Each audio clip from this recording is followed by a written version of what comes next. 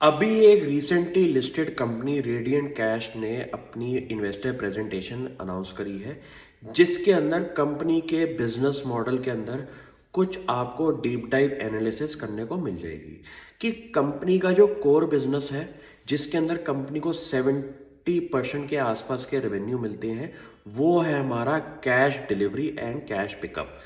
Company का जो business model है वो एक फिक्स्ड कॉस्ट पे काम करता है कि कंपनी के जो हमारे कस्टमर्स हैं उनका जो कैश डिलीवरी और कैश पिकअप का बिजनेस है वो कंपनी का कोर बिजनेस इस टाइम माना जा रहा है।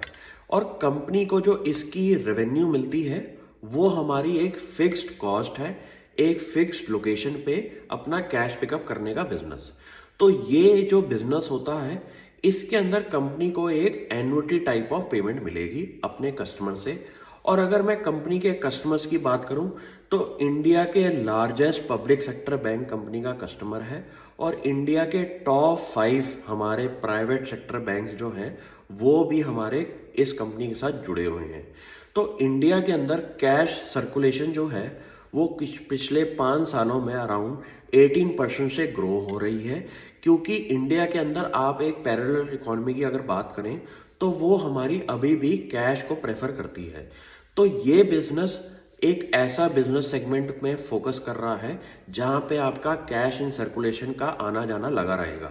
तो इस बिजनेस की अगर मैं एबिटा मार्जिन की बात करूं तो इसमें अराउंड 25% के एबिटा मार्जिन पे कंपनी ऑपरेट करती है और कंपनी के पैट मार्जिन अराउंड 17-18% के पैट मार्जिन पे कंपनी बिजनेस कर रही है।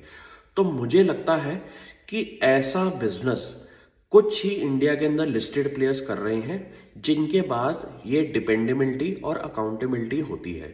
क्योंकि ये एक ऐसा रेगुलेटरी बिजनेस है जहां पे कोई ज़्यादा प्लेयर्स एंटर नहीं कर सकते, क्योंकि इसके अंदर जो रेगुलेटरी रिक्वायरमेंट्स हैं वो बहुत ज़्यादा टाइट होती हैं। तो रेडियंट कैश ने अपनी पिछले कुछ सालों से डिपेंडेबिलिटी अपनी कस्टमर्स के सामने बना के रखी हुई है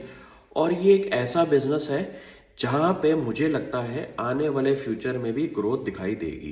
क्योंकि अभी भी जो हमारा कैश इन सर्कुलेशन है वो बहुत ज़्यादा है जीडीपी के साथ और ये एक बढ़ता हुआ नंबर दिखाई दे रहा है इन टर्म्स ऑफ वॉल्यूम।